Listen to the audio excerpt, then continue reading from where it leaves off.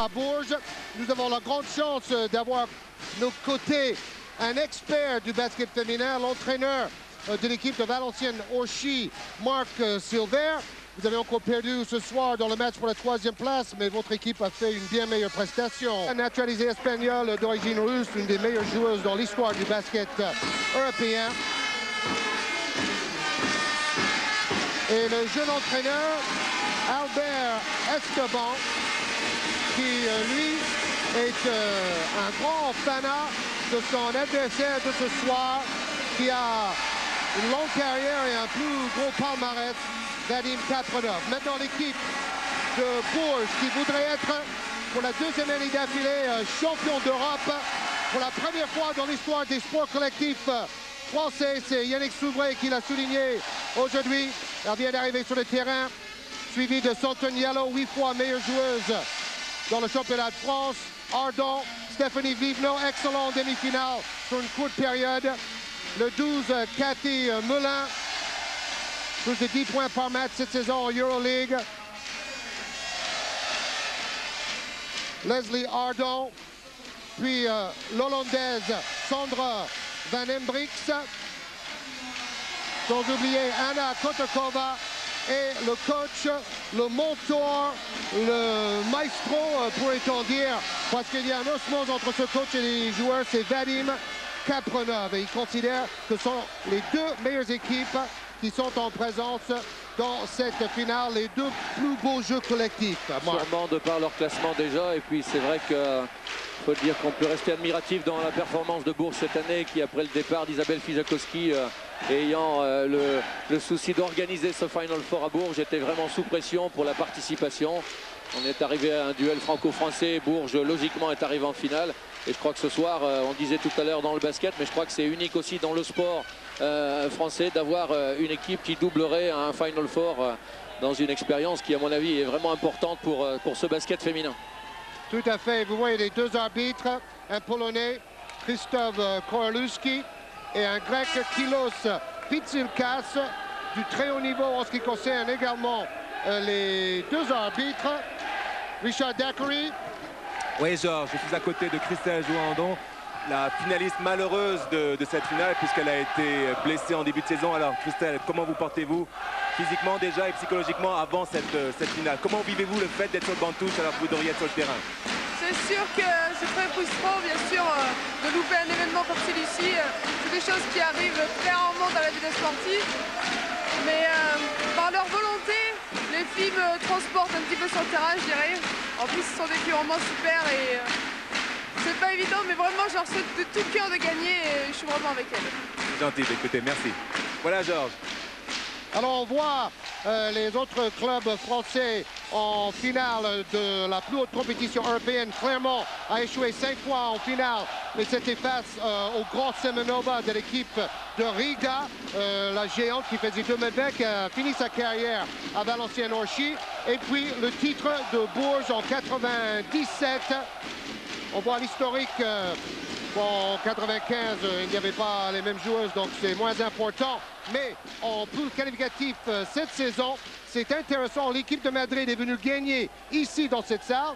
Et puis Bourges est allé gagner à Madrid, Marc. Oui, c'est vrai que Bourges s'était laissé surprendre au tout début de la compétition, au mois d'octobre. Et puis on a vu que le match retour a été toute autre histoire, puisque les Berruyères sont allés s'imposer en Espagne à Madrid.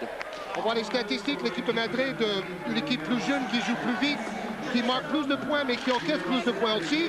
Une meilleure adresse, mais au niveau des rebonds et des passes, c'est à peu près la même chose. C'est sûr que le résultat du match est aussi fonction de ce problème du repli défensif. On voit effectivement une équipe espagnole qui arrive à dynamiser beaucoup les contre-attaques, et le jeu de contre est un des éléments et des atouts importants de toutes ces équipes d'Espagne qui développent un jeu rapide. Bourges, à mon avis, est bien prévenu aussi de cette condition à remplir, de savoir avoir une grosse rigueur sur le repli défensif. Qu'est-ce que vous pensez du travail de Kapronov avec cette équipe de Bourges? Comme je disais tout à l'heure, on ne peut être qu'admiratif. L'année dernière, il y avait un effectif encore plus complet avec une fille comme Isabelle Fijakowski. Et puis aujourd'hui, avec un peu moins de joueuses, on voit que le résultat est encore extraordinaire. Richard? Oui, Georges, je suis à côté de Pierre Fossé, le président de ce club, le président heureux de ce club, j'imagine. Alors, le public est venu nombreux, il est bruyant. Que ressentez-vous en tant que président ce soir? Ah, écoutez, je pense que depuis 3 jours, nous faisons une belle fête sur Bourges. C'est vrai que pour un président, entendre un public de 3300 personnes crier les couleurs de votre club, ça fait quelque chose, ça serre les tripes.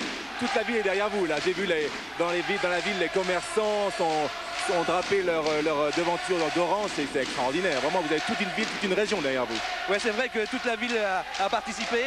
Les commerçants ont mis les vitrines à la couleur du club. C'est vraiment une joie de la part d'un président que tout le monde puisse s'associer à une belle fête. Je les en remercie d'ailleurs. Merci, Président.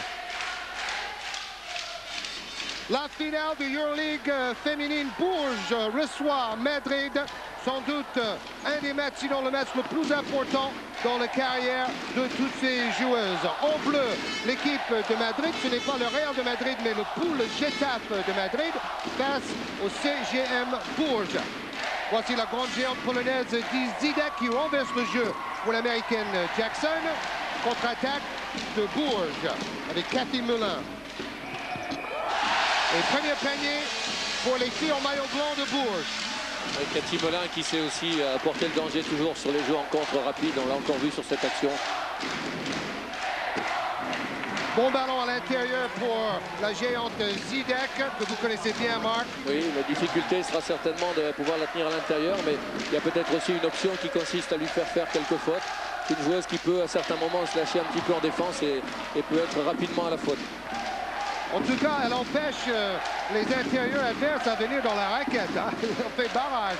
Oui, elle est aussi capable beaucoup de pouvoir renverser par rapport à des jeux, notamment sur les zones, de renverser correctement un ballon pour ouvrir de bonnes positions de shoot extérieures. Val de Moreau en pénétration. Elle a été très incisive en première mi-temps en demi-finale et elle a été la meilleure marqueuse des demi-finales avec 20 points. Joueuse très active, défense en individuel très haute de Madrid. Souvré. Kotokova très adroit, on fait des raquettes dans la demi-finale. Ça continue. Encore bien ressorti, toujours avec les drives de Cathy Mullin. C'est vrai que Cathy Mullin et Val de Moreau sont un petit peu les archétypes des très bonnes joueuses qui drivent énormément dans la raquette, qui provoquent beaucoup et qui savent aussi ressortir pour de très bons shoots ouverts.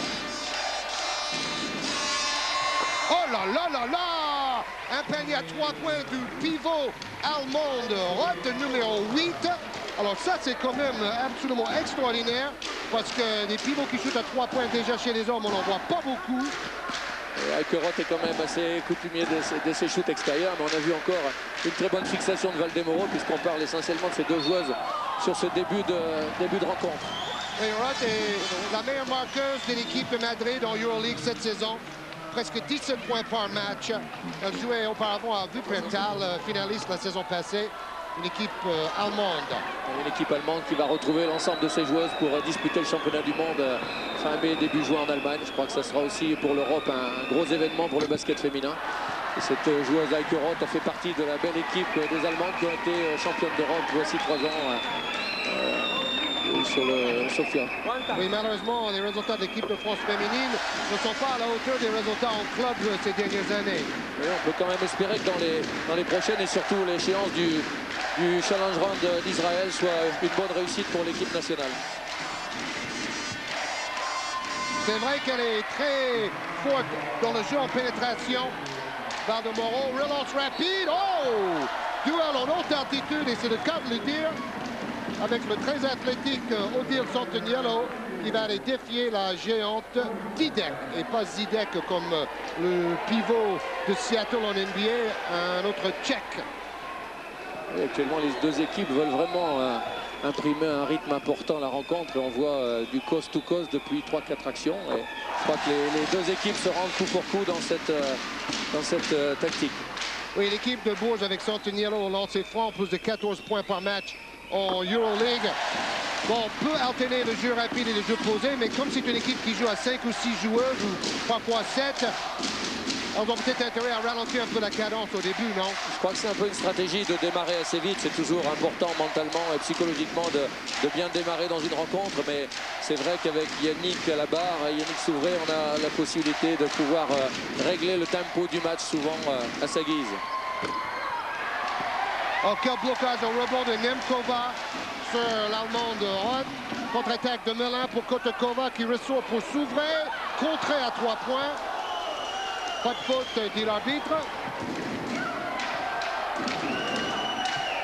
Une balle qui était bien ressortie avec un shoot extérieur.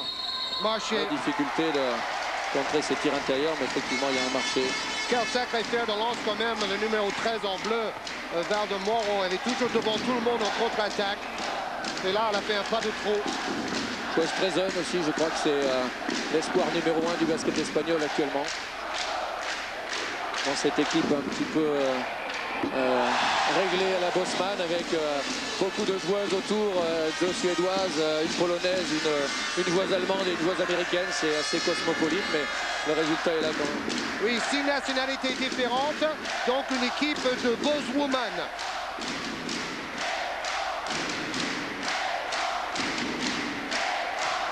Val de Moro pour la petite meneuse Jackson. Didek. Contre-attaque en cours de Cathy Melin. Oui, bon, on pensait que Bourges allait peut-être jouer plus lentement que Madrid. Mais pour le moment, avec l'adrénaline de ce début de match, les deux équipes contre-attaquent à tout va, tant mieux. Je crois que c'est un beau spectacle aussi. Le basket féminin montre qu'il peut être un basket spectacle et c'est ce qu'on attend. Je crois qu'à certains moments, la vitesse engendre autant de spectacle que la puissance et le basket féminin doit avoir un peu ses bases de vitesse et ce début de match est assez enthousiasmant. Parfois aux États-Unis, il y a entre 15 et 20 000 personnes pour les matchs féminins. Kotokova, 2 points, mais une nouvelle fois, il s'écarte de la raquette pour marquer à 5 mètres. Une stratégie qui peut un peu soulager les Berruyères au rebond offensif avec une Malgorza Tadidek qui devra aller très extérieur pour chercher les tirs de Kotokova, ce qui peut permettre d'avoir un bon rebond offensif. Jeu à 2, écran de Didek pour Val de Moro qui provoque la faute de Yannick Souvray. Val de Moro qui est quand même une très jeune joueuse qui va avoir, je crois, 22 ans et qui aujourd'hui montre encore une vraie expérience à travers ses fautes provoquées dans la raquette et aux extérieurs. Et quelle pêche! C'est une pile électrique et tous les ballons passent par elle. Et qu'elle passe lobée. Et on voit que Didek n'est pas qu'une fille de grande taille. Elle a de très bonnes mains, un peu comme Georges Mirazan, pour finir les gestes. Je pense que pour sa taille, c'est effectivement une fille qui a une grosse coordination et qui peut apporter et faire pencher la balance dans n'importe quel match de très haut niveau. Souvray qui marche. Elle aurait pu chuter tout de suite. Elle a fait une feinte et elle a pris un pas de trop. Vous voyez la différence de taille. Quelle belle image de nos cadreurs avec Fred Godard, notre réal de la soirée. Pour l'Europe entière, d'ailleurs, on peut ajouter. Je pense que la stratégie de Bourges aussi, qui a un gros flottement sur Jackson, la meneuse américaine qui rechigne quand même à prendre des shoots à l'extérieur, peut permettre d'aider beaucoup à l'intérieur. Quelle circulation rapide du ballon. Souvray pour Santinello qui va demander un autre système. Nemkova n'a pas vu beaucoup le ballon dans les 5 premières minutes par contre. Non, actuellement, c'est vrai que les shoots ont surtout été tirés et pris par Anna Kotokova avec quand même une belle réussite. Mais je crois que Eva Nemkova, c'est une joueuse qu'il ne faut absolument pas laisser seule. Chaque erreur en défense, on paye le prix très fort.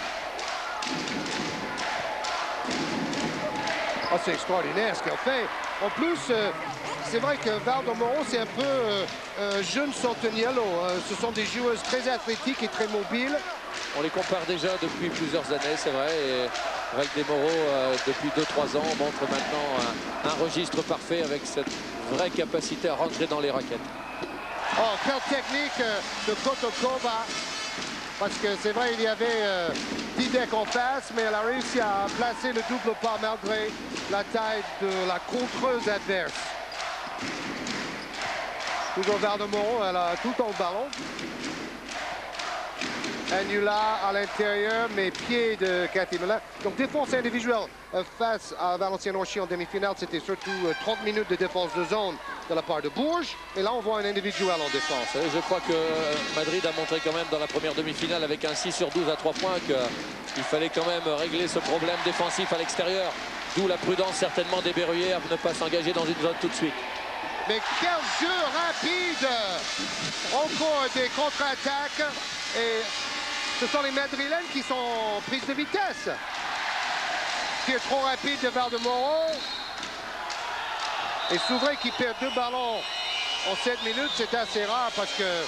C'était assez dur pour les Berruyères sur ce marché, il est vrai. Oui, parce que l'adversaire coupe devant elle au moment où dribblé.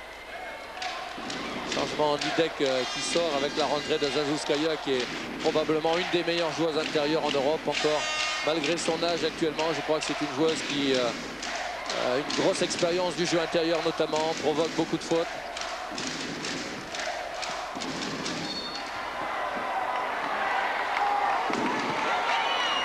Faute sifflée sur le numéro 8, Souvray, qui a un début de match assez difficile. Elle est venue en aide défensive. Vous avez vu avec le ralenti qu'elle a plutôt touché le ballon. Je pense que les deux intérieurs vont maintenant essayer de prendre le jeu à leur compte, à savoir Zazouskaya et Roth, qui sont dans ce jeu intérieur avec beaucoup de technique, qui sont capables de mettre en difficulté le jeu intérieur berruyer en défense. Melin annula le tir d'Annula avec un contre. Et Souvray, attention, elle a 2 fautes. Et on sait que c'est vraiment la maître à jouer de cette équipe. Mais toujours, soit en contre-attaque, soit en jeu rapide, en jeu de transition, ça marche pour Bourges. Oui, après un magnifique 6-0, on se rend compte qu'aucune attaque n'a pratiquement excédé les 10-15 secondes. Et ce jeu rapide n'est pas pour nous déplaire quand on arrive dans une finale du championnat d'Europe. Oui, même dans des petits matchs de championnat, on aime bien le jeu rapide, le jeu vif. Santoniello est à 8 points déjà avec 100% de réussite au tir. Extraordinaire, 4 points d'avance pour Bourges. Santoniello qui dribble en tête des raquettes, cherche les écrans. Un 6-0 qui peut déjà un peu mettre le doute dans les esprits espagnols. Je crois que cette équipe a beaucoup d'expérience, mais néanmoins, il faut qu'elle tienne maintenant pour ne pas se faire distancer. Passe forcée par Nemkova, ligne de fond, relance pour Annula. Je pense que le panier aurait été accordé, mais elle l'a manqué. Numéro 7, Nieves Annula. Georges, Marc, allez-y. je suis en compagnie de Jean-Pierre de Vincenzi, l'entraîneur de l'équipe nationale masculine des DTN français. Alors Jean-Pierre, rapidement, vos impressions sur ce début de match de Berrurière? Je trouve que c'est un début de match très intéressant dans la mesure où, côté Berrurier, on s'aperçoit qu'il y a une défense tout à fait particulière qui est menée par l'équipe de Bourges, avec Yannick Souvray qui flotte au maximum pour venir redoubler tous ses partenaires, lâchant un petit peu la menace de jeu, Jackson. Et puis également, ce qui est fabuleux, c'est la relance du côté de Bourges, avec Odile Santanilo qui est un peu la fille à tout faire en contre-attaque et en attaque placée. Et puis le relais de Nemkova qui se bat comme une folle en défense et qui se battait sur Dudek tout à l'heure. Et puis qu'on retrouve en attaque, notamment dans des tirs extérieurs. Bref, je crois qu'elles ont bien entamé cette partie et qu'elles tiennent le bon bout. Merci bien. Voilà. Merci Richard. Et vous avez compris, il y a beaucoup de personnalités ici pour cette finale. Personnalités sportives, politiques, tout ce que vous voulez. C'est l'événement en France cette semaine. Yannick Souvray à la main. Kotokova. Bourges qui commence à essayer de mettre en place un flex pour pouvoir libérer les shooters extérieurs. Et voilà, bien libéré avec une belle tentative à 3 points de Santaniello qui va creuser un bel écart déjà. Oui, toujours 100% pour Santaniello. Un flex, il faut l'expliquer, c'est un système basé sur les écrans et les passes avec un minimum de dribble et ça marche. Oui, les échanges de ballons surtout en haut et puis cette possibilité de bien travailler sur les écrans. Elle est quand même très forte. Je crois qu'il pouvait effectivement y avoir un coup de sifflet sur la prise de balle de Eikerhout. On sauve un peu les meubles en ce moment pour les Madrilènes. Quel jeu en backdoor, la porte derrière, Kotokova avec le caviar pour Cathy Melin qui elle aussi est très dynamique dans cette première mi-temps. Notre tactique aussi qui permet beaucoup de libérer quand la pression se fait très forte dans les ailes, de libérer avec des joueurs intérieurs hautes, de libérer des backdoors.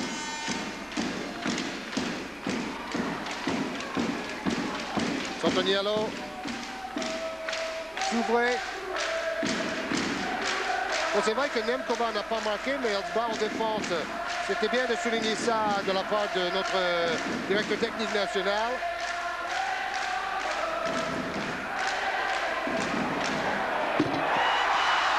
Kotokova. Il a déjà marqué 7 points. Les Berruyers actuellement s'ouvrent de bons tirs encore à l'extérieur, malgré une défense agressive des Espagnols. Ball de Moro pour le franco-américain Debbie Emery qui a joué une partie de saison à Charles avant d'enchaîner 2 saisons à Madrid.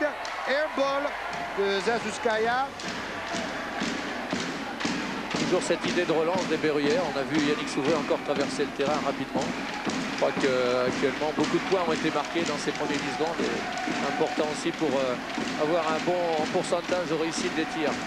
Il y a presque déjà autant de points marqués en 11 minutes qu'à la mi-temps de la demi-finale française. Oui, c'était pas une critique, hein. C'était peut-être plus défensif et plus haché. Mais là, on voit un jeu incroyablement dynamique. C'était probablement aussi un peu plus maladroit dans la demi-finale des Françaises, mais je crois que... Notamment de votre côté à 3 points. Hein. Sûrement. Et en mettre pour la 3e place, c'était pareil. Vous étiez à 3 sur 17 à 3 points aujourd'hui. Oui. Mais vous n'avez perdu que de 5 points face à une grande équipe de Combe. On écoute le temps mort.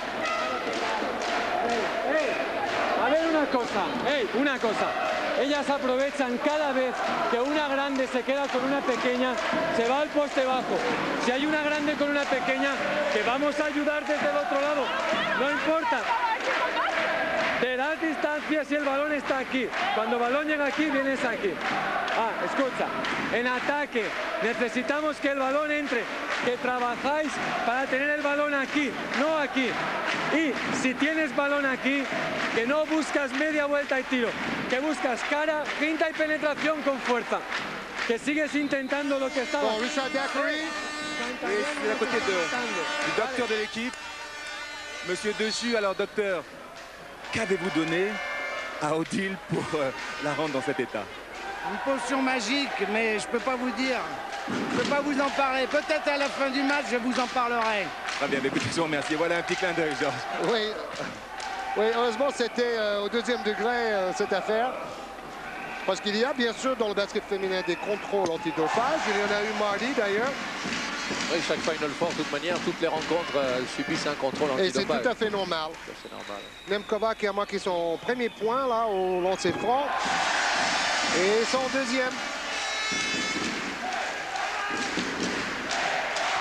5 sur 6 au lancer franc pour l'équipe de Bourges qui mène 24-17. Plus gros écart du match. Quelle belle défense de Bourges aussi, Marc. La difficulté va être aussi pour Yannick Souvray, pour Cathy Molin, de pouvoir gérer entre l'aide défensive intérieure pour bloquer le jeu de Roth et de Zazulskaya et surtout ne pas trop se découvrir dans l'adresse extérieure à 3 points car les Madrilènes sont quand même aussi assez à droite dans ce secteur de jeu. Et pourquoi la géante Didek ne joue pas en ce moment? Je ne comprends pas. Je crois que Malgorzata est quand même assez fragile au niveau des fautes et les Espagnols ont envie certainement de contre-attaquer à chaque contre-attaque de Bourges. On l'a vu encore sur ces 2 actions ici. Et Malgorzata, Didek n'est peut-être pas toujours dans le bon timing sur le jeu rapide. Et là, on a 2 intérieurs beaucoup plus rapides. Quelle belle image avec notre caméra motorisée derrière le panneau. Panier de Val de Moro. C'est vrai qu'il y avait relance après relance. Ça va très vite. Ça va toujours très vite. Oui, là, je crois que les Berruyers sont en train de commencer à travailler quelques collectifs de fixation pour un bon shoot ouvert, malheureusement raté de Nemkova. Mais les Espagnols ont vraiment envie de rester sur le jeu intérieur. Belle bataille au rebond. Droite. Et Kotokova qui prend le rebond. Très forte cette passe décisive de Yannick Souvray. Toujours le va-et-vient. On dirait une course de chevaux en ce moment. Oui, je ne sais pas s'il y aura un chaos au bout de cette première mi-temps, mais toujours est-il que les 2 équipes rivalisent de vitesse et surtout d'adresse. Bonjour l'adrénaline. Debbie Emery. Anula qui est très à droite à 3 points. Elle est d'ailleurs 3e plus à l'adresse à 3 points cette saison en Euroleague. Ça relance Madrid. Une bonne fixation d'Emery et c'est vrai qu'Anula a été tout au long de la saison vraiment très régulière dans ce secteur, ce qui a permis de bien alterner le jeu intérieur et extérieur chez les Madrilènes. On n'a que 24 ans, elle fait 1m74. Nemkova avec la faute et le panier accordé. Et on commence à apporter davantage en attaque. Ça fait 6 points marqués de suite par Eva Nemkova, qui était déjà la meilleure joueuse, on peut le dire, en demi-finale. 16 points. On a vu aussi un très gros pourcentage. Et puis, on voit que maintenant, elle prend le relais de Cathy Melin et de Odile Santanilo, qui est allée souffler un peu sur le banc. C'est les 6 derniers points qui ont été marqués par Eva Nemkova. Et maintenant 7, c'est vrai, elle était à 100% de réussite au lancer franc en demi-finale. 16 points, 6 rebonds, 2 passes, très complète. Alors, je crois que c'est une défense de... Non, on ne sait pas. C'est individuel toujours.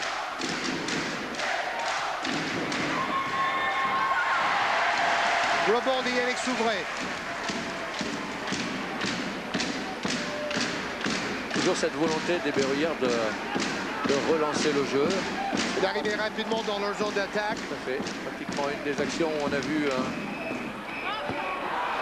Oh oui, bon rebond de Kotokova à l'opposé de la tireuse Eva Nemkova, qui avait marqué 7 points d'affilée. Souvray qui place un système de jeu, double bloc pour Nemkova en tête de raquette. Et faute. Et on a vu encore les joueuses intérieures de Bourges qui se décalent beaucoup sur la ligne des lancers francs. Et puis ces écrans entre les deux ailières au fond qui peuvent donner quelques avantages de taille, notamment Melin sur Emery ou Anoula, ce qui peut permettre aussi des paniers intérieurs avec en plus des fautes provoquées. Kaprenov a donné quelques consignes à Souvray. Il dit que c'est une sorte d'entraîneur-joueuse sur le terrain, Yannick Souvray, et ça fait 5 ans qu'elle travaille avec lui. Ils n'ont pas besoin de mots pour se comprendre. Et sûr que c'est l'expérience avec ce qu'on a pu voir depuis le début de saison, que ce soit en Euroleague ou autre. L'effectif était un peu plus réduit, mais je crois que Yannick Souvray a su tenir à chaque fois la barre de son équipe. Santaniello est allé se reposer une courte période sur le banc. Elle va revenir sur le terrain à la place de Cathy Melin. Nous avons dans l'effectif à Valenciennes une joueuse, Audrey Soré, qui est, on va dire, un peu l'archétype aussi peut-être d'une Yannick Souvray dans quelques années, qui a 7-8 années de moins, mais qui arrive à bien aussi contrôler les tempos des matchs. Je crois que Yannick aujourd'hui apportera certainement toute l'expérience dans une fin de match qui risque d'être serrée. Elle est déjà dans les 2 ou 3 meilleures meneuses en France quand même, Audrey Soré, malgré son jeune âge. Oui, on peut dire avec Yannick certainement les 2 meilleures meneuses actuellement. Et 2 des 5 meilleures passeuses en Euroleague cette saison. Contre-attaque de Odile Santaniello, passe pour Kotokova. Et puisque Bourges mène de 5 points, c'est pas la peine de se précipiter. Il faut trouver un bon tir à partir d'un système ici. Et puis là, il y a peut-être une possibilité d'aller récupérer une 7e faute qui pourrait donner encore quelques points d'ici la mi-temps au lancer franc. On voit les Espagnols qui sont actuellement toujours beaucoup en aide sur les positions intérieures. 3 secondes pour shooter. Attention, trop tard. 30 secondes. Santaniello a dû ressortir le ballon parce qu'il y avait Didek au contre. Et on est passé d'un jeu assez flash et puis on a eu une grosse difficulté là sur cette première attaque. Mais je crois que c'est qu'un mauvais passage. On voit les Berruyères qui ont toujours envie certainement d'accrocher ces paniers marqués en contre-attaque. Je pense que les 2 équipes sont un peu essoufflées après le rythme infernal qu'on a vu pendant 16 minutes. Debbie Emery qui rate un bras roulé très difficile. Souvray à la relance. Les 15 premières minutes ont été jouées à un rythme d'enfer et c'est vrai que les 2 équipes semblent un petit peu éprouvées sur cette fin de première mi-temps. Bourges domine au rebond 14-6, chiffre très important. Il s'agit aussi maintenant de garder toute la lucidité, ne pas perdre de ballon. Un shoot extraordinaire de Santaniello devant les 2,17 m de Malgorzata Didek. Elle est de loin la meilleure joueuse de la première mi-temps. 100% de réussite, 13 points, 5 rebonds. Et l'équipe de Bourges est à 63% de réussite. C'est phénoménal. Avec des nombreux shoots dans le jeu rapide, ça a donné un très bon pourcentage, effectivement. Je pense que les 2000 spectateurs réunis au Palais des Congrès de Bourges pour regarder ce match, ce grand écran, sont en train de faire le hola ce soir comme ils ont fait mardi, vu la performance des Françaises. Vous savez, on peut être qu'admiratif devant le formidable engouement d'une ville, d'un département pour le basket féminin. Et il est vrai que l'accueil, les bénévoles, l'investissement, tout le monde pour une belle réussite du Final Four. Je crois que Bourges aujourd'hui mérite de l'emporter et surtout de doubler ce titre extraordinaire pour le basket féminin français. Mais Madrid ne va pas se laisser faire. La preuve, cette passe lobée pour l'Allemande Roth qui marque main gauche et qui peut s'offrir 3 points avec ce lancer franc. Une action à 3 points si vous voulez. C'est encore un écart de 7 points qui va peut-être être réduit à 4 maintenant. Non, le lancer franc est raté. Je crois que ces 3 minutes vont être importantes psychologiquement pour rentrer au vestiaire avec qui pour Bourges un plus gros avantage ou éventuellement revenir au score pour les Madrilènes. C'était le cas en demi-finale parce que Bourges a très bien géré les 2 dernières minutes face à votre équipe. Ils nous ont coûté un gros écart de 9 points à la mi-temps. Et... Oh oui, belle bataille de Santaniello. Elle a une détente incroyable.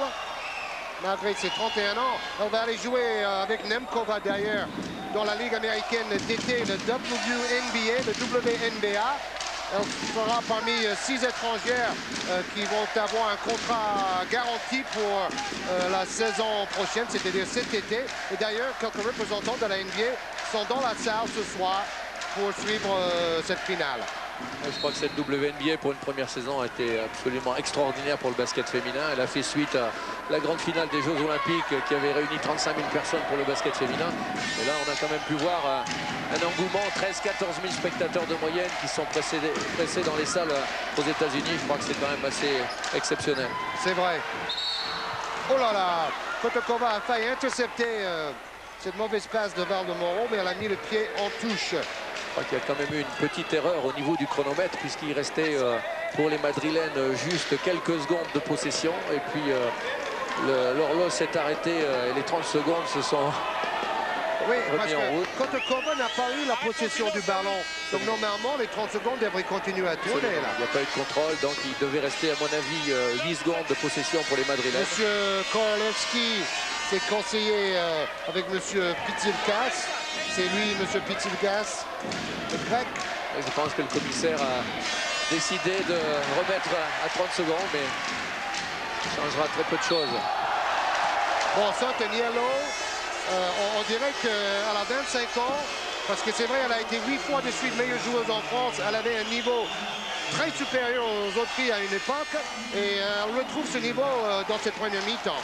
C'est vrai qu'un mental et un enthousiasme géré pendant de si longues années est quand même assez remarquable pour être souligné. Je crois que comme Dubuisson chez les hommes, un peu, ou Daiquiri. Une joueuse qui développe un mental pendant l'ensemble de tous les matchs. Et on l'a vu encore cette année, pendant toute la saison, être assez déterminante pour son équipe.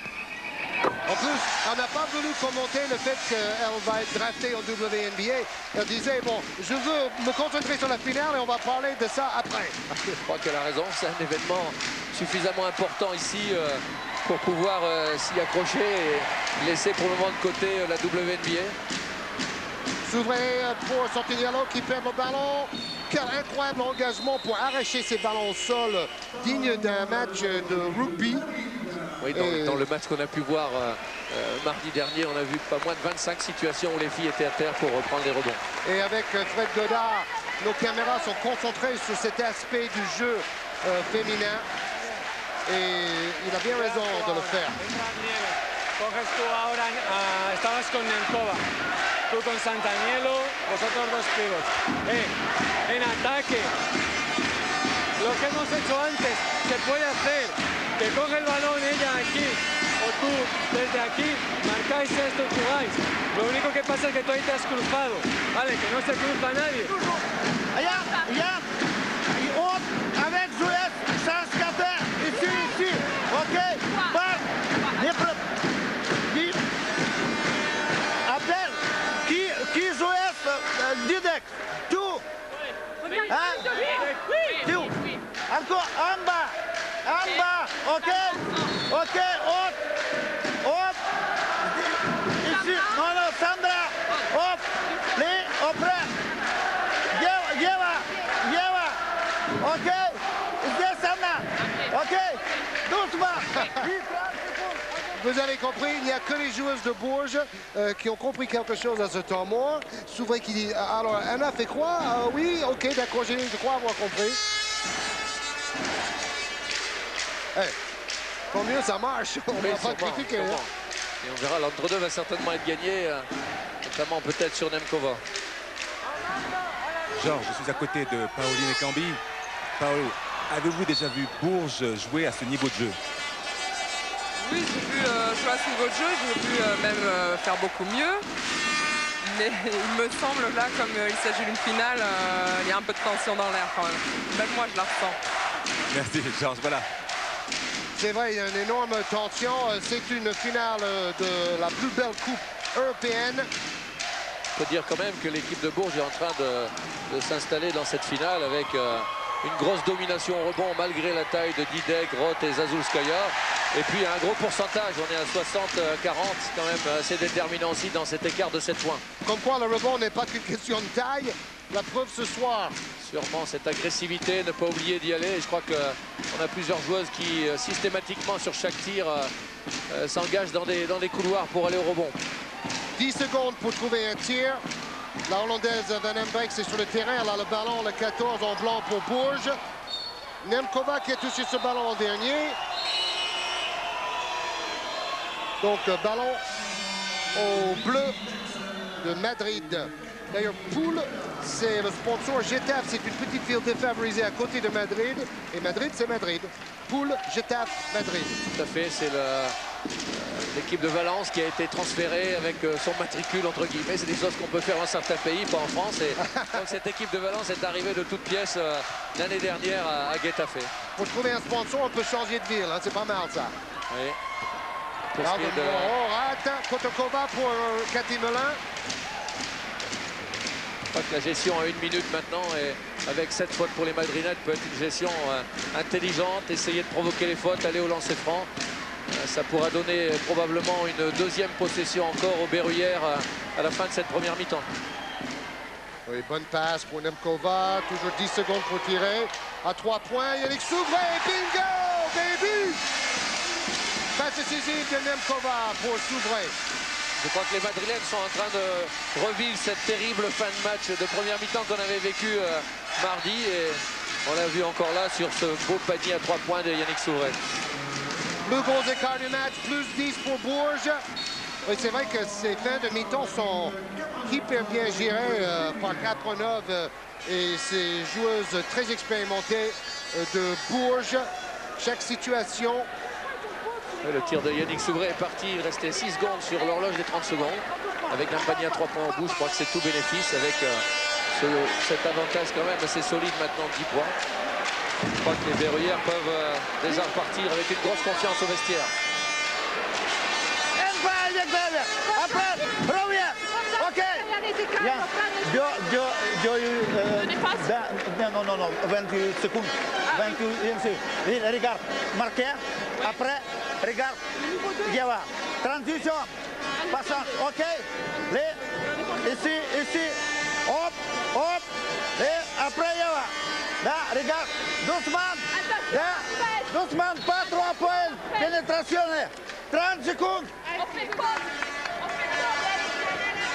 Ce sont des temps morts d'ontologie. Quand on a Kotokova, que vous voyez là, en train de traduire en français pour Souvray et les autres, c'est quand même quelque chose. Mais bon, ce monsieur Kapronov est un maître, peu importe la langue. Il connaît le basket, il a été d'ailleurs 7 fois champion comme joueur de l'ancienne URSS avec le CSKA Moscou. 3 fois vainqueur dans la Coupe d'Europe des clubs champions comme joueur. Ouais, le sport universel et le basket en particulier. On a vu que les Madrilènes ont choisi de terminer à quelques secondes de la fin sur un dernier shoot. C'est bien géré aussi par Anula. Il reste 3,9 secondes. Encore un temps mort demandé. Donc on ne va rien laisser au hasard. Même s'il reste moins que 4 secondes, on peut avoir un bon tir.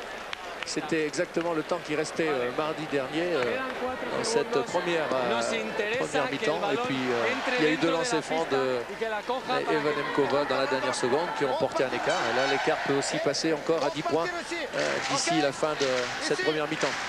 Très joli mouvement d'Anula. Alors, qu'est-ce qu'ils vont faire dans ces 4 dernières secondes?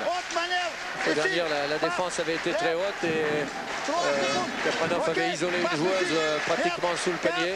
Il peut y avoir la répétition de ce collectif sur une longue passe. Je crois qu'à 3,9 secondes, si on veut un tir confortable, il faut néanmoins avoir une première longue passe pour éviter que le chronomètre se déclenche trop vite. Et il faut qu'une fille se démarque au bon endroit, au bon moment pour capter une passe longue qui, dans le basket, n'est pas la passe la plus facile. D'un côté et d'autre, le jeu sera fait maintenant et je crois que les joueuses vont certainement courir devant. Kapronov qui place ses joueuses.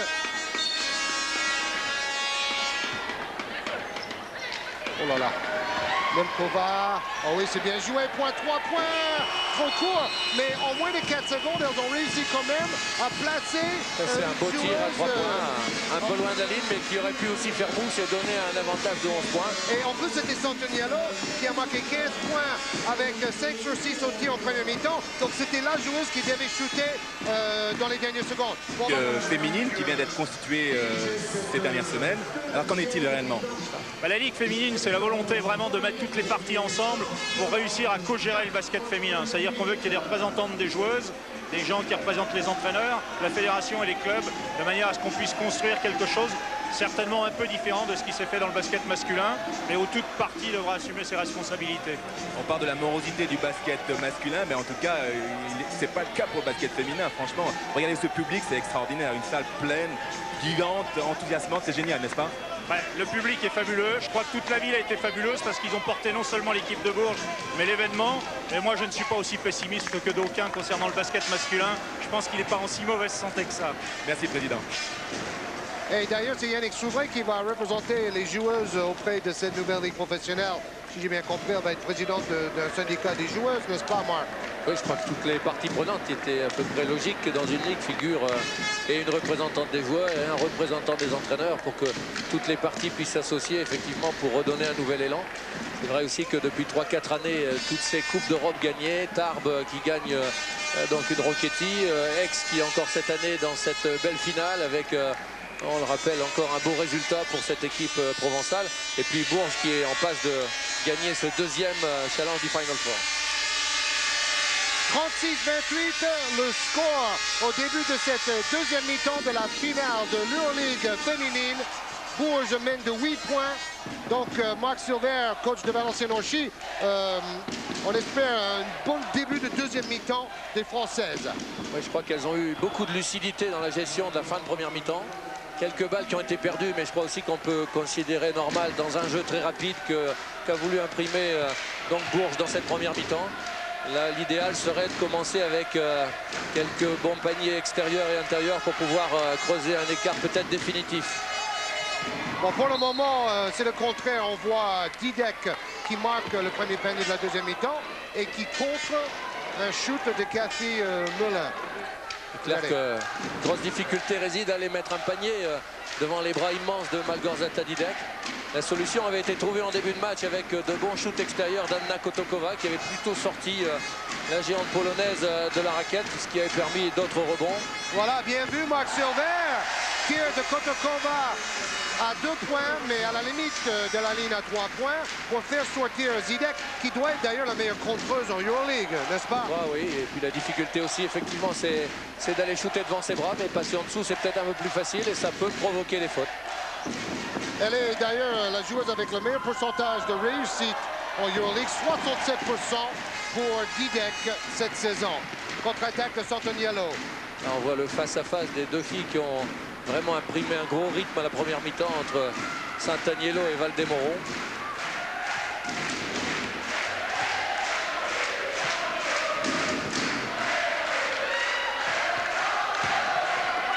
Ouh là là! C'est Didek qui va prendre cette faute. On aurait pu penser passage en force.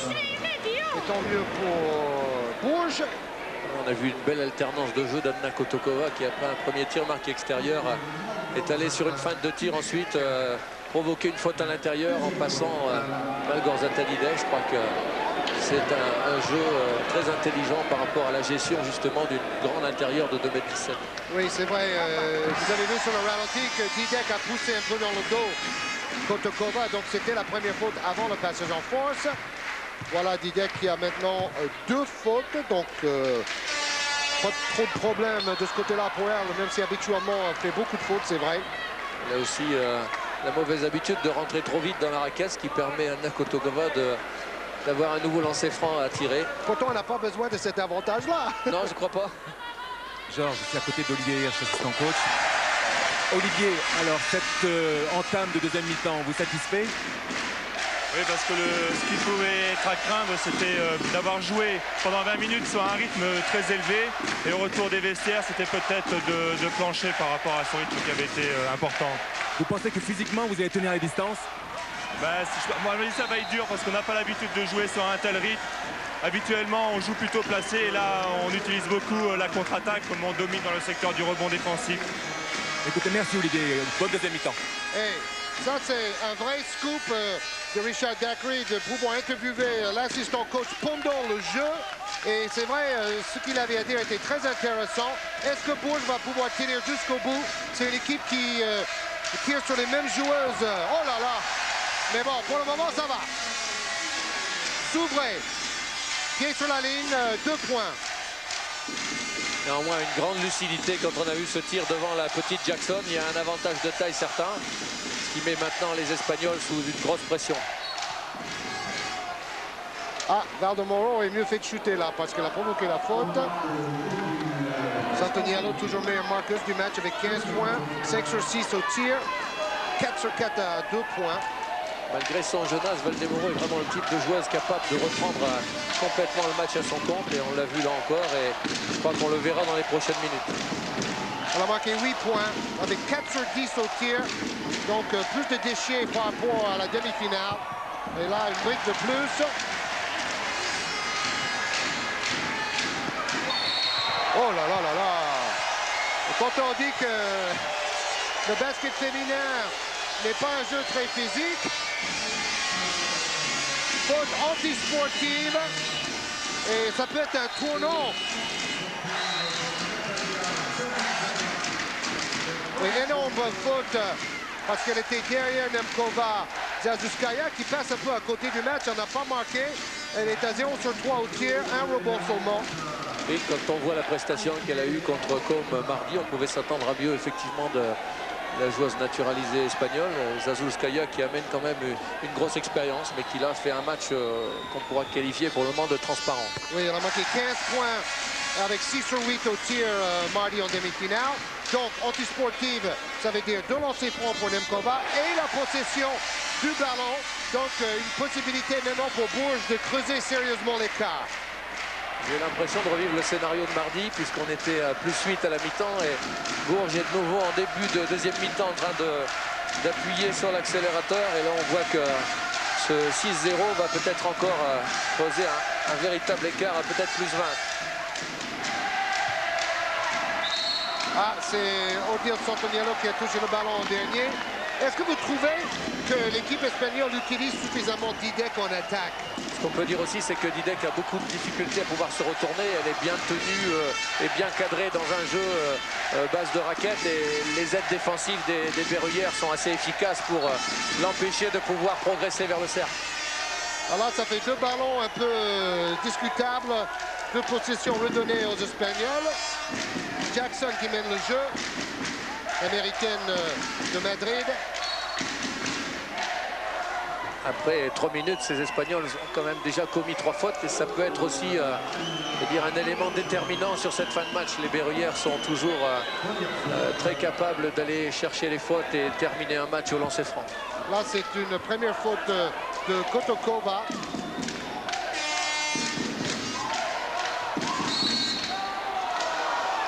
Là, je trouve que s'ils ont bien sifflé en premier mi-temps, ça commence à trop siffler. Peut-être ils ont compris que les filles allaient être un peu plus hargneuses. N'étant pas très à droite à l'extérieur, les Madrilènes ont décidé de mettre leurs 3 intérieurs sur le terrain. Et là, il est clair qu'avec Rod, Zazulskaya et Didek, la pression intérieure va être énorme sur Kotokova, Nemkova et Santaniello. Oui, les tours triplés, là, c'est pas les tours jumelles, c'est les tours triplés. Didek, Roth et Zazulskaya ensemble.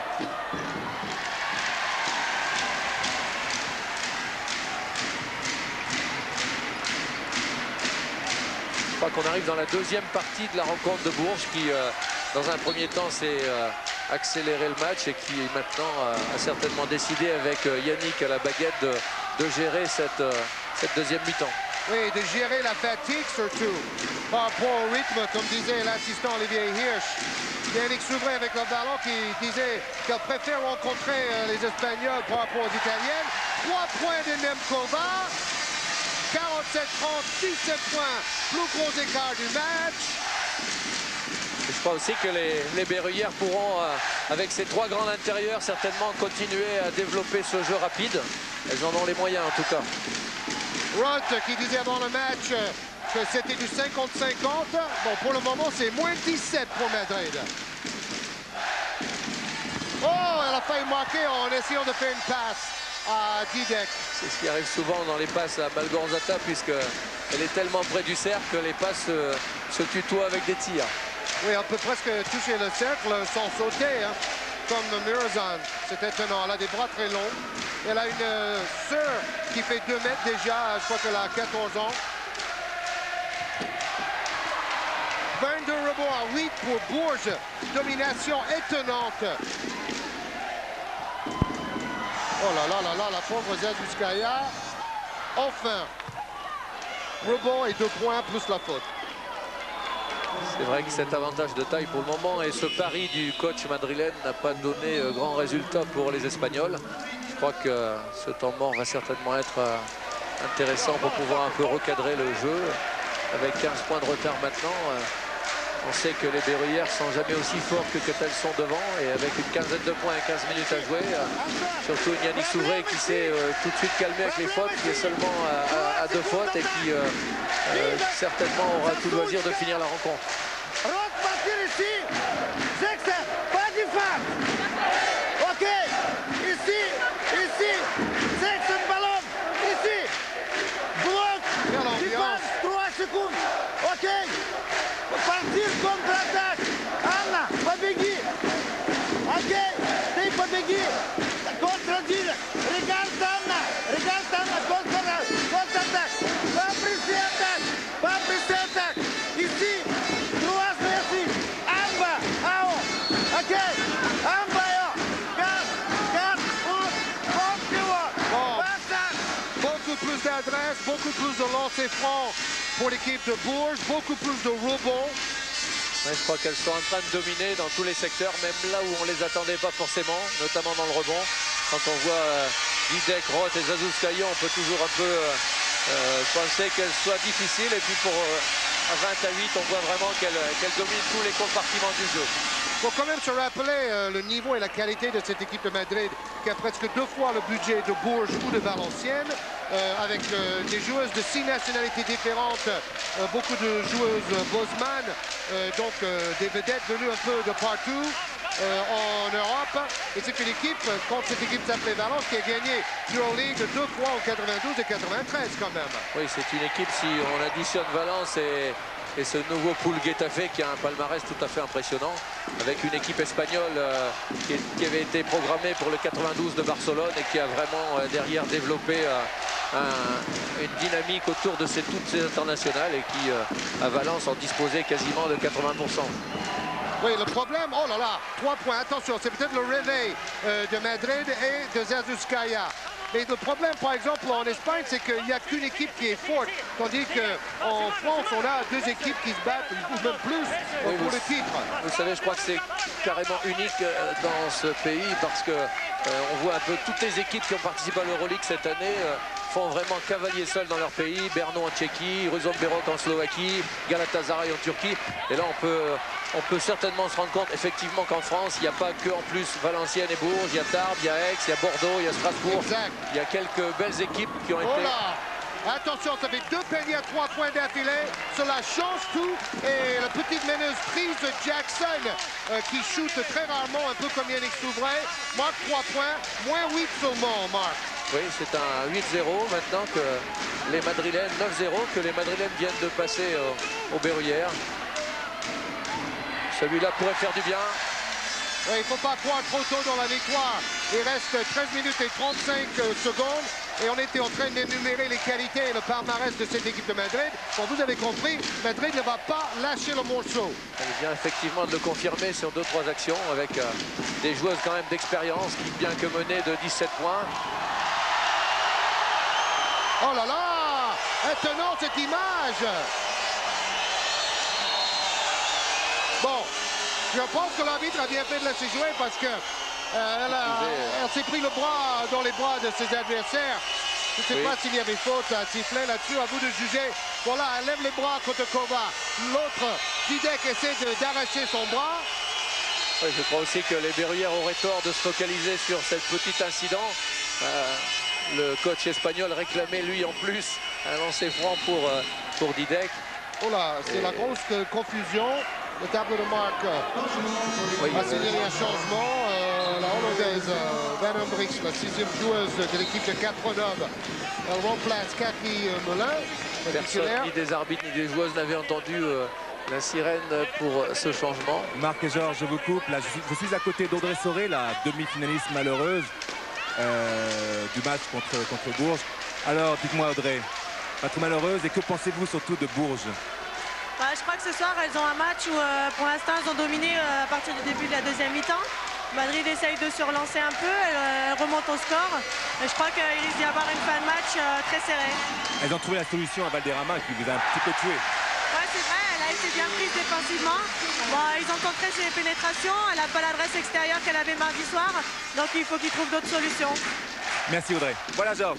Panier de Soubray qui fait le plus grand bien à l'équipe de Bourges. Elle a marqué 7 points. N'oubliez pas, c'était la meilleure joueuse du Final Four gagnée par Bourges la saison passée. Oh là là, la bataille au rebond. Et c'est Jackson, la plus petite sur le terrain, qui vient se faufiler dans la raquette. Le combat des grands profite souvent aux petites qui viennent chercher les ballons qui traînent. Et le rebond n'est pas forcément les rebonds à 3 mètres d'auteur. On va les chercher aussi sur le sol. On l'a vu encore sur cette action. Je crois que le panier de Yannick Souvray a fait le plus grand bien pour garder cet avantage psychologique de 10 points. Écoutez l'ambiance dans cette salle rénovée et agrandie pour cet événement. Et bon, c'est vraiment quelque chose. On dit que toute la ville vit pour les tangos.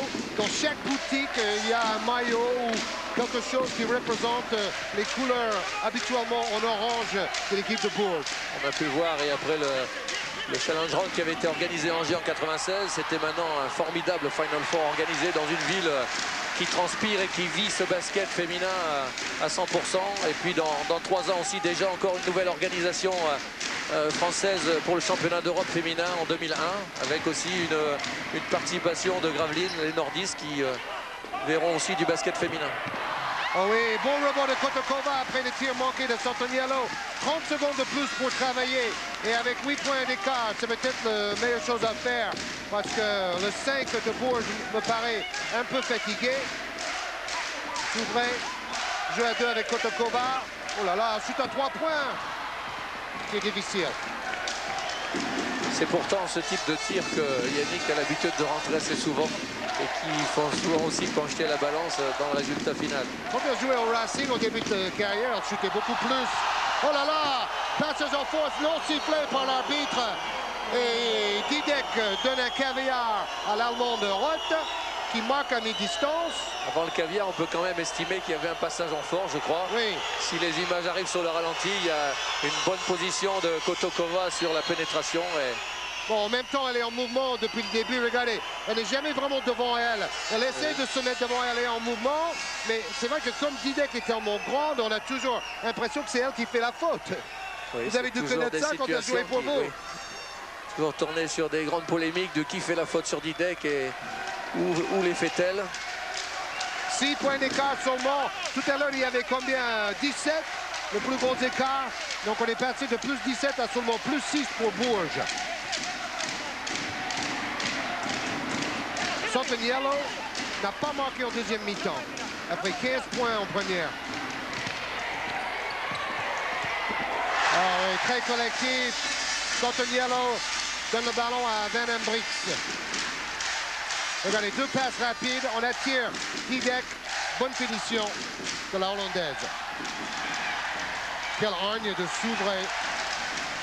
La passionnariat du basket féminin. Comme dirait Bruno Poulain. Et entraîneur-joueuse sur le terrain, comme dirait son coach. Oh là là là là! Quel tir! Oh, déséquilibre d'Odile Santoniello. Meilleure joueuse de la finale pour le moment. Marché sifflé sur Anula. On a vu aussi que malgré ces différents drives, les Espagnols sont restés depuis 7 minutes sans avoir commis une faute. Et je pense que ça peut aussi être déterminant. Maintenant, Bourges est passé devant aux fautes 5 fautes à 3. Et je crois que ça peut être un élément aussi important dans cette fin de match. Bourges ne joue qu'à 6. Vous voyez les balles ont perdu 6 de chaque côté. Stephanie Vivno, qui a été d'ailleurs très bonne sur une courte période en demi-finale, n'a pas joué encore. Est-ce que ces 6 joueurs vont pouvoir tenir le choc jusqu'au bout pour Bourges? Kotokova. Encore un rebond pour la naine Chris Jackson. Réclamait certainement à juste titre encore une faute de Didek sur cette pénétration de Kotokova. Il est vrai que ça peut être une des clés du match. Didek est resté à 3 fautes depuis le début de cette deuxième mi-temps. Ça peut être aussi déterminant dans le rebond, puisque c'est là où les Madrilènes avaient l'air de reprendre un petit peu par rapport à leur début de match catastrophique.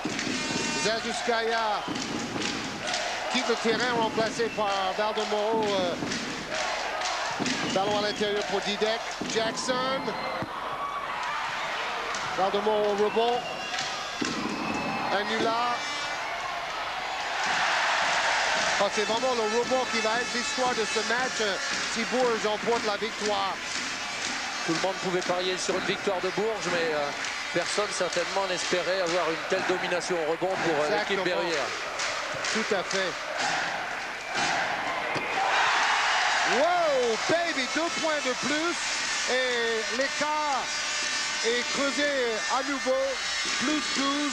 Kotokova qui exploite toujours vraiment de façon admirable la difficulté qu'a Didek d'aller chercher une shooteuse extérieure avec un très beau pourcentage sur le jeu extérieur. Kotokova, 13 points, 5 sur 7 au tir, 9 rebonds. On va faire un double-double. Elle est avec Santoniello, la meilleure joueuse de Bourges, mais bon, toute l'équipe est à féliciter. Nemkova est à 12 points, 2 rebonds. Souvray 7 points, 8 passes. Une image extraordinaire de cette volonté berruyère de boucler définitivement l'accès à sa raquette. 3 joueuses qui arrivent à vraiment arrêter Valdemoro qui perd le ballon sur un marché.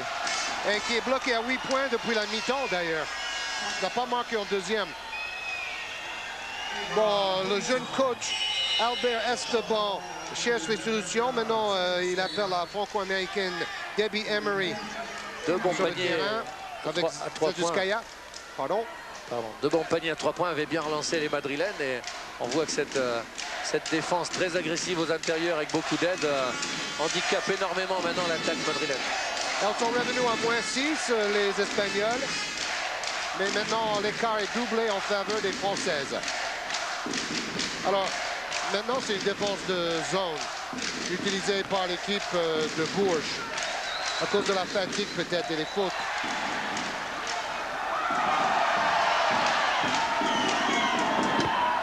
Oui, Anula, numéro 7, très à droite habituellement. Elle a marqué 11 points, 4 tirs sur 10 et 4 rebonds malgré sa petite taille. Des bonnes stats pour elle. 3 passes décisives aussi.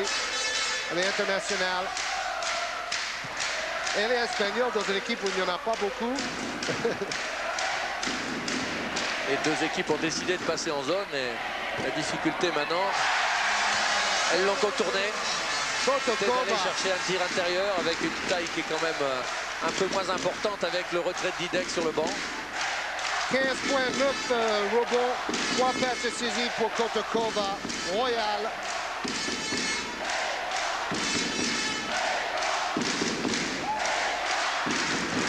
Les Berruyères qui ont alterné, qui sont repartis sur une défense en match-up avec la difficulté aussi pour les Madrilènes de même faire circuler le ballon extérieur.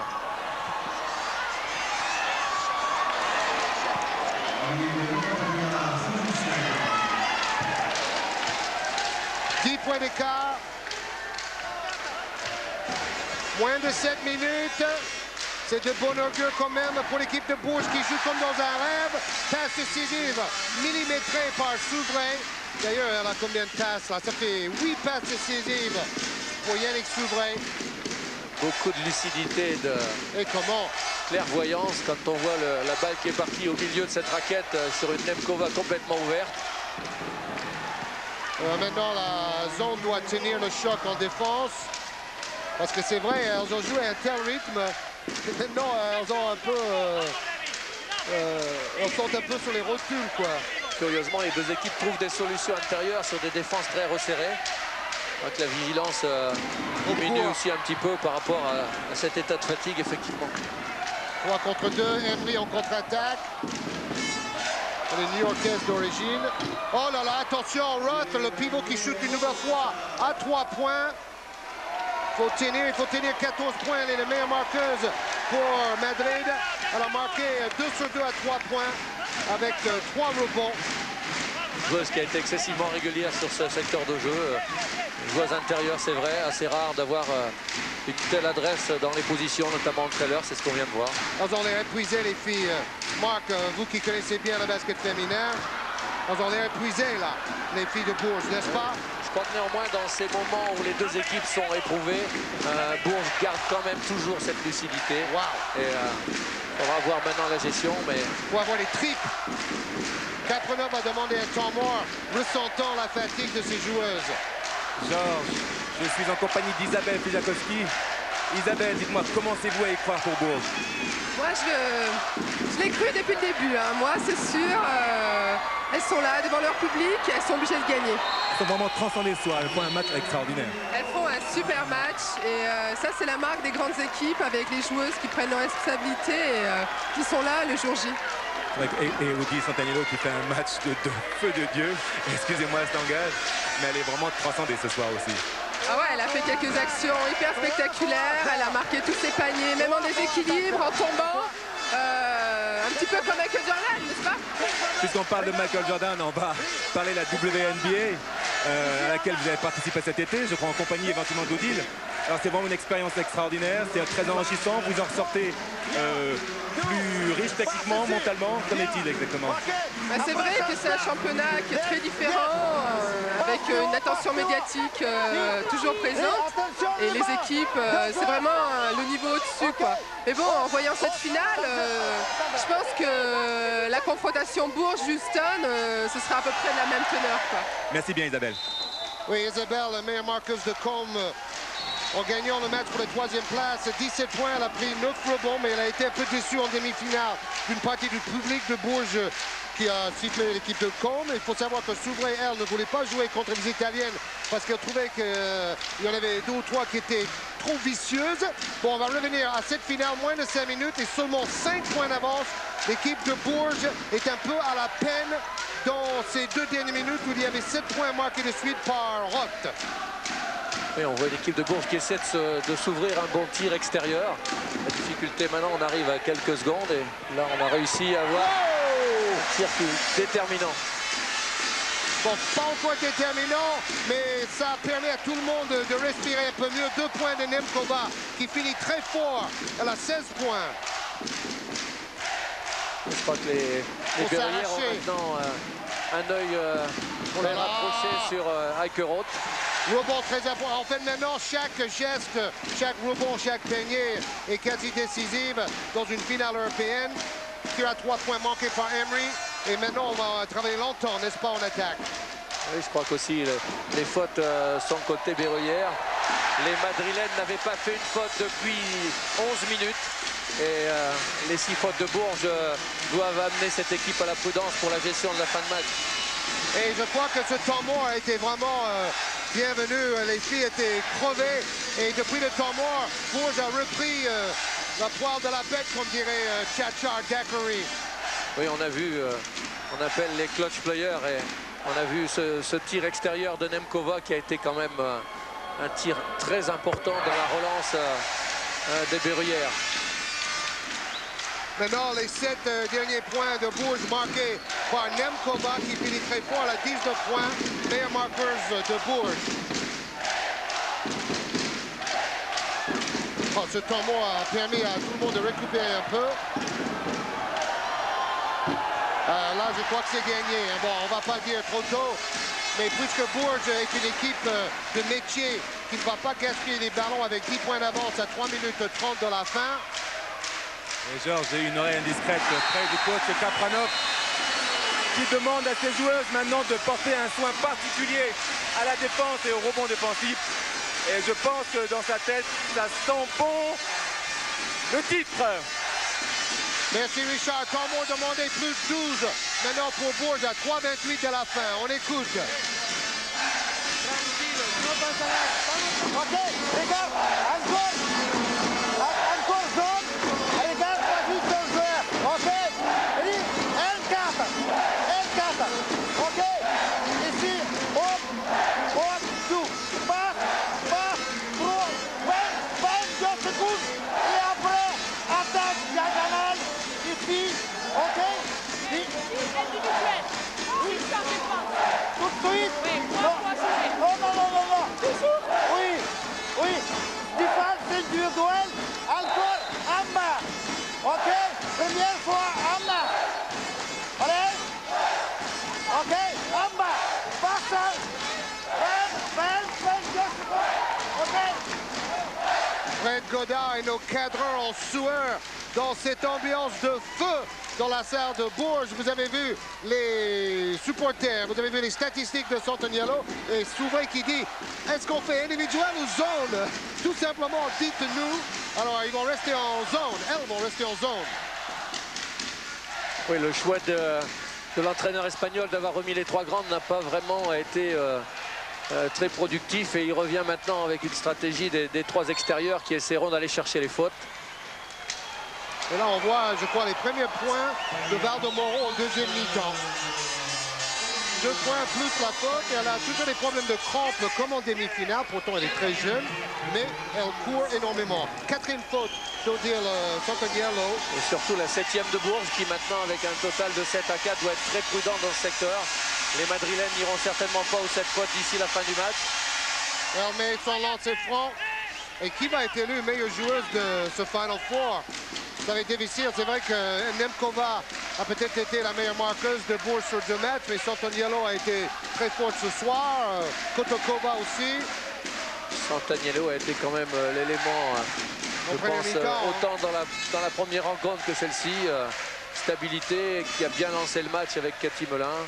Bon, Nemkova a déjà été meilleure joueuse européenne la saison passée. Donc les titres, elle connaît. Elle était dans le meilleur 5 de la WNBA aussi. Melin qui rate peu. Contre-attaque de Madrid. Ouh, attention, le retour en zone. 2 minutes 34 à jouer. Wow! Rebond de Roth. Faute de Nemkova. Moins 9 pour Madrid. Le pressing des Madrilènes sera certainement bien contenu quand même. Je crois que la maturité des joueuses comme Souvray, Sant'Agnello et Melin doit certainement amener les Berruyères à monter le ballon tranquillement et à provoquer les fautes. On a entendu Fijakowski tout à l'heure. Bon, elle est partie de Bourges pour une grande équipe entre guillemets de Com. Et son président s'est un peu moqué d'elle dans le journal en disant c'est bien de voir une petite équipe de Bourges en finale à la place de la grande équipe de Com. Bon, c'était pour la petite polémique pas trop méchante. Et c'est vrai que, bon, vu les budgets... On ne peut que les laisser à leur considération. Les Madrilènes pourront certainement encore faire 3 fautes gratuites. Et c'est pour cette raison certainement qu'elles ont tout intérêt maintenant à aller chercher le ballon très haut. Oui, et en même temps, ce n'est pas un avantage parce qu'elle ne peut pas obliger Bourges à chuter les lancers francs. Il va falloir faire 3 fautes très vite. C'est ce qu'elles vont faire. Oh! Interception d'Angula, c'est encore mieux pour Madrid, mais elle rate le double pas. C'est de la folie tout ça. Rebond de Souvray. On aurait été à faire des fautes tout de suite. Hein, parce que là... Non, elles ne vont pas faire faute. Et si jamais elles sont obligées d'en faire plus tard, ça serait trop tard. Parce qu'il n'y a que 5 fautes d'équipe pour Madrid. 6 maintenant, dans un match archi bien arbitré d'ailleurs. Comme vous disiez, Marc, c'est la crème de la crème au niveau arbitrage et au niveau des joueuses. Et on peut quand même préciser que la FIBA reconnaît vraiment et donne la crédibilité à ce basket féminin en mettant et en désignant toujours les arbitres sont ceux qui officient dans l'Euroleague masculine chaque semaine. Je crois que c'est quand même une reconnaissance aussi du niveau et du travail qui est fait dans le basket féminin. Mais malheureusement, l'animation autour des matchs est toujours trop austère de la part de la FIBA, mais c'était la même chose en Espagne pour les championnats d'Europe masculins. Oui, je crois que c'est surtout la tâche des organisateurs, et quand on voit ici comment le public verrouillé, les organisateurs et l'ensemble des sympathisants de ce... Oh là là là là! Fantastique passe pour Santoniello qui marque dans toutes les positions et en déséquilibre à chaque fois. Là, c'est bon pour Bourges. Oui, je crois que ce deuxième rebond, même si Melun vient de se blesser à la cheville, je crois qu'il sera le rebond de la victoire avec 9 points d'avance et 1-17 à jouer. Et après ce match, il y a 2 matchs à venir pour la finale du championnat de France face à Valenciennes-Orchy. Que des grands rendez-vous en l'espace de 2 semaines pour ces deux équipes. Ben voilà, il va falloir faire faute parce que sinon le temps va s'écouler. Nous avions eu aussi la saison dernière effectivement un Bourges euphorique après son titre à Larissa. Et cette année, il faudra encore venir dans cette salle extraordinaire d'ambiance et de motivation qui sait soutenir ces joueuses comme nulle part ailleurs en France. Je crois que ça sera vraiment un gros challenge pour notre équipe de venir essayer de décrocher ce titre national à Bourges. Oui, d'ailleurs, le prochain match, c'est dimanche. Oui, nous avons un match donc dimanche à 15h30. Et si défaite des Valenciennois, des Valenciennoises. On ne peut pas dire que c'est un calendrier incroyablement intelligent. On aurait pu attendre après le Final Four pour faire les 3 matchs de la finale. Mais bon, on ne va pas polémiquer non plus.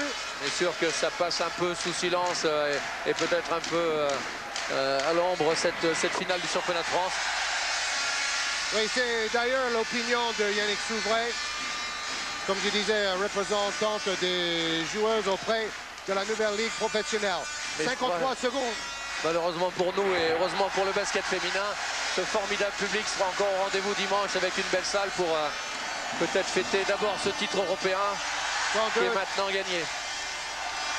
45 secondes, pressing tout terrain des Madrilènes, plus 11 pour Bourges, à 40 secondes d'un deuxième titre européen d'affilée. Passe décisive de Santoniello, Tanguay de Melun. Toutes des stars, toutes des champions, des championnes. S'ouvrir en contre-attaque. C'est l'estocade, comme on dit dans le sud-ouest et en Espagne. Et on voit l'ambiance de corrida. Un Vadim qui reste de marbre devant cette grande et belle victoire. Et une deuxième, il avait raté le Final Four de Larissa. Il est maintenant présent avec son équipe. Qui pleure, qui s'embrasse. Écoutez cette salle. Bourges est champion d'Europe pour la deuxième année de suite. Première fois dans l'histoire du sport collectif en France. Un exploit tout simplement prodigieux. Écoutons les filles, regardez la joie. Vous savez, ce public, cet engouement, l'ensemble, toutes les collectivités, je crois tous les partenaires de Bourges, l'enthousiasme aujourd'hui est récompensé pour une deuxième fois. Et je crois que grande satisfaction et grande joie aussi pour tout le basket féminin et le basket en général en France. Bon, cette jeune équipe de Madrid pourra revenir très rapidement à ce niveau. Elles ont offert un beau basket dans cette finale. Les meilleures joueuses Roth 18 points, Anula 11, Galdemoro 11, les deux Espagnols, Tidek 8, avec seulement 2 rebonds pour la géante de 2,17 m. Mais bon, aujourd'hui, c'était vraiment le jour de Bourges. Oui, mais vous voyez, comme vous le soulignez tout à l'heure avec le président de l'équipe de Com, c'est une petite équipe qui gagne, mais comme quoi le sport français arrive encore à rivaliser avec des plus gros budgets, avec des équipes qui ont beaucoup plus de moyens. Et c'est réconfortant aussi de se dire qu'il y a encore des belles salles comme ça en France et que le sport français continuera à vivre de belle manière. Il n'y a pas que l'argent qui compte et c'est au club du basket masculin en France de le comprendre. On peut gagner des grands titres tout en ayant un budget moindre par rapport aux Grecs, par rapport aux Italiens et par rapport aux Espagnols. L'enthousiasme compense souvent. Exactement, c'est le cas aujourd'hui. Et regardez cette haie. Georges, je vous coupe. Allez-y. Je suis avec Odile Santanello, une des héroïnes de ce match, Odile. Un match extraordinaire. Où as-tu été chercher cette énergie? C'était génial. J'avais trop envie parce que j'avais envie d'avoir un deuxième titre. Et pour ce public, regardez ce soir, c'est super. Je suis pleine d'émotions et je peux plus parler. Et c'est pour mon beau-frère qui est décédé. C'est pour lui que j'ai gagné ce soir, la coupe. Écoute, vraiment, as-tu conscience que tu rentres dans l'histoire, que tu fais rentrer le basket féminin français dans l'histoire? Oui, je sais, mais là, je suis trop ému pour parler, je peux pas. Mais je sais que c'est super pour nous, pour moi, parce que je crois que jamais en France, un club a été 2 fois champion d'Europe de suite. Génial, Odile. Je te laisse rejoindre tes coéquipières. Oh là là, génial. quelle émotion. 21 points. Meilleur marqueuse du match, Odile Santanello à égalité avec Nemkova, 21 points, elle aussi. Mais Santanello, un meilleur pourcentage, 72% de réussite et 7 rebonds. De loin, la meilleure joueuse de la finale, même si toutes les filles de Bourges ont participé à la victoire et à la fête. Les larmes de Roth. Bon, c'est vrai aussi que ce basket féminin nous fait pleurer de joie, mais aussi de déception quand on est du mauvais côté du résultat. Je crois que c'est les émotions du sport, on peut les voir des deux côtés. C'est vrai que c'est terrible souvent de perdre. Georges et Marc, allez-y. Cette fois encore un grand moment à côté de Yannick Soubray. Ma petite Yannick, heureuse? Ah, je suis la plus heureuse du monde. Tu sais ce que ça fait que d'être champion une fois? Oui, mais 2 fois. Bah, je te rassure, 2 fois, c'est encore meilleur. Tu vas revenir l'année prochaine, j'imagine. Ah, je reviendrai l'année prochaine. Tu sais, chaque année, c'est une nouvelle année. Mais là, c'est fabuleux. C'est la première fois qu'une équipe, tous sexes confondus, a réussi ça. Et maintenant, messieurs les médias, parlez un peu de nous. Ah ben voilà qui est clair. Elle prend mon rôle de journaliste, carrément. Odile, à côté de ta, pardon, Yannick, le coach. Parle-moi un tout petit peu de ton coach. Tu nous as dit des choses extraordinaires sur ton coach. C'est mon coach miracle, mais il faut que j'aille récupérer la coupe. Elle est chez nous. Merci. Bon, c'est la meilleure vendeuse dans l'histoire du basket féminin, c'est clair. Et elle a raison, et d'ailleurs les médias ont déjà parlé de ce Final Four et vont en parler encore davantage avec ce deuxième titre de Bourges. C'est amplement mérité et on espère un jour que ça soit la même chose de côté des hommes. Regardez ce podium avec ces filles heureuses, 2 fois champion d'Europe, 2 fois vainqueuses de Euroleague. En osmose avec leur coach et aussi avec ce public et ces organisateurs qui ont fait un travail colossal et méritoire pour faire venir cet événement en France. Sûrement, et la décision de 2001 est certainement aussi due à cette formidable ambiance et cette capacité d'avoir fait vraiment un bel événement ici au Prado à Bourges pour la victoire des Berruyères. Et en plus, un scoop et une surprise, parce qu'on n'en avait pas assez parlé sans doute, c'est Kotokova qui a été élu MVP du Final Four pour ses performances très constantes. Ce soir, 15 points, 9 rebonds, 4 fautes provoquées, 3 passes décisives. Et c'est vrai que déjà en demi-finale a été excellente avec 12 points, 4 rebonds, 6 sur 9 au tir en 37 minutes. On aurait pu voir Santanello, Nemkova, voir Souvray. Bon, c'est difficile de... Vous savez, Anna Kotokova a vraiment assumé son rôle cette saison parce que très fragilisée avec le départ d'Isabelle Fijakowski. Et sincèrement, je veux dire, le fait d'avoir tenu cette raquette berruyère pendant toute la saison en Euroleague, avec en plus la difficulté qui a été la sienne d'avoir perdu aussi son père il y a quelques semaines, je crois que Anna Kotokova a montré un courage exemplaire tout au long de cette saison et je crois qu'elle le mérite amplement. Oui, puisqu'on parle des deux deuils familiaux, n'oubliez pas que Katronov a manqué le Final Four gagné par Bourges la saison passée parce qu'il a perdu sa fille unique et il en parle encore avec beaucoup d'émotion de cette douleur. Mais aujourd'hui, il est là pour participer à la fête avec ses filles. Georges, une note un petit peu plus gaie. J'ai envie de vous présenter un président heureux ce soir. Dites-moi, Pierre Brossi, alors. Ah oui, c'est vrai que je suis heureux. Je disais tout à l'heure qu'on a eu une saison très difficile puisqu'on a eu des pépins physiques, plus des problèmes familiaux. Et vraiment, tout ça, c'est oublié. Ouais, c'est vrai que c'est oublié, mais ça amène la victoire à aller encore beaucoup plus belle. Et les filles ont fait un formidable avec le coach. Fantastique. Elles voulaient que la coupe reste à Bourges. Elles le méritent bien. Bravo à elles. Écoutez, c'est génial. Je vous remercie encore et bravo pour les filles. Oui, surtout, comme vous avez dit, Marc, avoir gagné avec le départ de Fijakowski, qui est quand même le meilleur joueuse intérieure en France, c'est encore plus fort. Elle a été rachetée pour plus cher par un gros budget de l'équipe italienne de Com. Oui, pour notre équipe valencienne, je crois qu'on n'a pas à rougir d'être le dauphin d'une si belle équipe qui gagne 2 fois le Final Four. Et notre challenge qui est de venir essayer de gagner un titre de champion de France ici sera drôlement difficile devant des Berruyères qui risquent encore d'être sur un nuage. Mais on sera fatigué. Oh, c'est fabuleux cette image. Odile Santoniello qui embrasse ce trophée pour la 2e fois consécutive.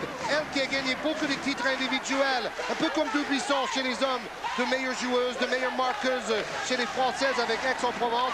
Mais en fin de carrière, elle est venue à Bourges pour des titres. Et là, ça fait 2 titres européens.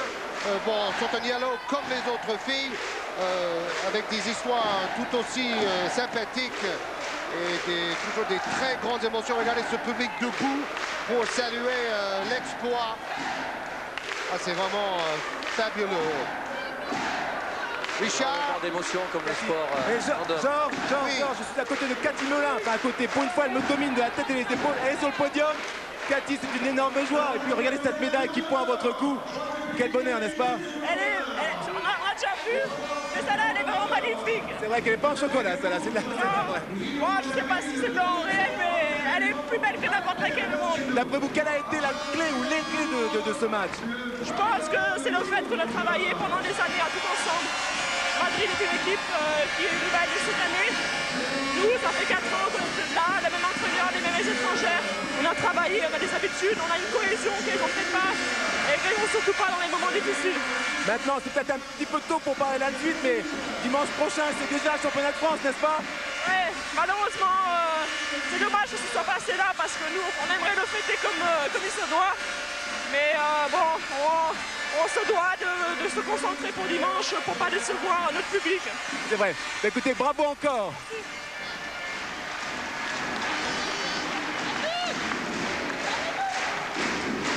Voilà, pendant que les filles de Bourges font le tour d'honneur amplement mérité, on peut déjà remercier Richard Dacry qui a fait un travail colossal aux interviews, ainsi que notre consultant spécialisé. Non, vraiment, en plus, c'était très riche et cela a apporté un vrai plus d'avoir quelqu'un en permanence sur le terrain. Merci Richard, qu'on va d'ailleurs retrouver sur Canal à côté d'Éric Bénard demain soir pour un match sur Canal Plus numérique en direct du championnat de France. Encore un sommet sur Canal, que des sommets cette saison. Limoges face à Portez, un match très important, notamment pour les Limogeaux qui reçoivent. Notre rendez-vous du basket, c'est avec moi et Vincent Alix, samedi après-midi, la NBA sur Canal Plus Premium, entre guillemets, Atlanta face à Charlotte. Marc Silver, c'était vraiment sympa d'avoir un spécialiste de ce basket féminin pour vivre ensemble ce 2e titre de Bourges. Je crois qu'il est aussi extraordinaire, c'est de dire merci à Canal+, et à Georges Eddy, à l'ensemble des gens qui se sont déplacés ici pour vraiment optimiser ce beau résultat qui est un nouveau titre pour les Berruyères du championnat d'Europe. Je crois que ce qui est bon pour Bourges est bon pour tous les clubs du basket féminin français, bon pour le basket et bon pour le sport en général. Georges, encore une dernière intervention. Attention, on a très peu de temps. Toutes les filles, allez-y. Toutes les filles sont autour de moi. J'aimerais que vous fassiez coucou à la caméra, les filles. Êtes-vous heureuses? Plus fort, on ne vous attend pas. Voilà, c'est la plus belle image qui soit pour finir cette rétransmission. Merci à Fred Godard et à tous nos techniciens dans le car. Donc à bientôt pour le basket sur Canal+. Merci Marc Silver et bravo à Bourges. Allez les tangos! Au revoir. Allez les tangos!